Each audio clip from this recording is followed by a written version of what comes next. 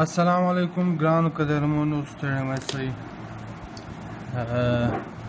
ما دا سوچ وکړ سړی پر ایټم به نن ویډیو جوړه کړي چې د پښتنو ته څه د باره کې څه معلومات وشي. نو ایټم دی چې په ساینس کې موږ وایو ایټم، یا به ته زیاتره اورېدلی د ایټم بم په باره کې به ته اورېدلی. ایټم بم شو، هایډروجن بم شو، نه دی د دې چې کوم درګردو هغه اول بیسیک کانسپټ چې دی ایټم دی. نو د ایټم په باره کې به زه څه تاریخ درته وایم چې دا څنګه ایجاد شولو.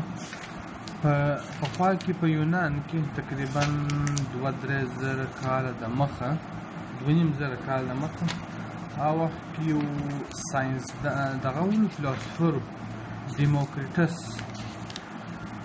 ډیموکریټس دا وویل چې په دنیا کې چې هر شی دی هغه د ایټمه جوړ دی.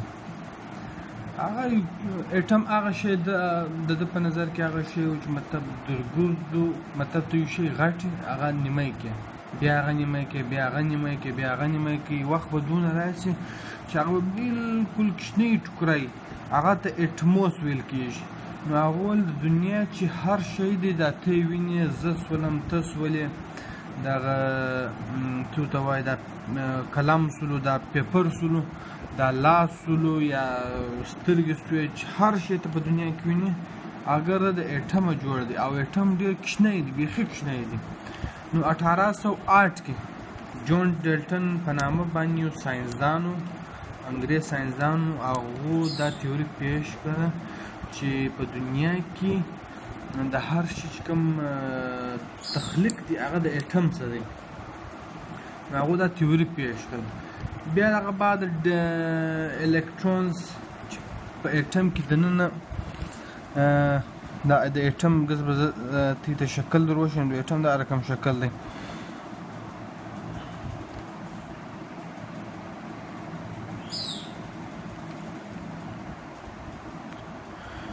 په دغه د پرا ایټم دی تقریبا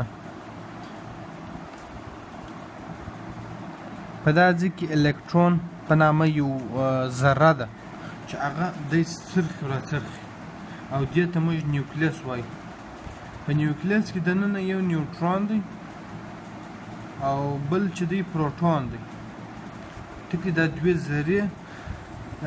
ذرې د نیوکلیس دننه دي، او دا یوه ذره چې ده دغه دلته دی راڅرخي. دا چې ده د دې چې کوم چارج دی نیګیټیو دی، منفي دی، او د پروټون چې کوم چارج دی هغه مثبت دی، مطلب پوزیټیو دی. د دې چارج له وجې دا الکترون په دا ایټم کې داسې راڅرخي. که دا چارج نه وای یا د ده سره دا چارج نه وای، بیا د دې دوه په اپس کې یو فورس یا یو اټریکشن ته ورته وایي هغه نه جوړه دی. اټریکشن په دې جوړ دی چې په دې کې منفي چارج، په دې کې مثبت چارج دی. او دا نیوټرون چې دی، دا نیوټرون بیا دغه سره خو دی، د پروټون سره خو دی، لیکن هغه نیوټرل دی. نیوټرل مطلب برابر دی، نه پوزیټیو چارج لري نه نیګیټیو چارج لري. نو دغه دوه پارټیکل چې دی دا په نیوکلیس کې دننه دي. دا الکترون چې دی دا دلته چې دی راڅرخي، دا کوچنۍ ذره دا دی راڅرخي، دا نیګیټیو چارج لري. لکه یو اسان لفظ در وښیم، لکه لمر همدا رقم دی. لمر چې دی دا رقم مابینځ کې دی، او دا نور ټوټل چې زموږ کوم دنیا ده یا دا نور دنیاوې سولې دا ګر داسې راڅرخي.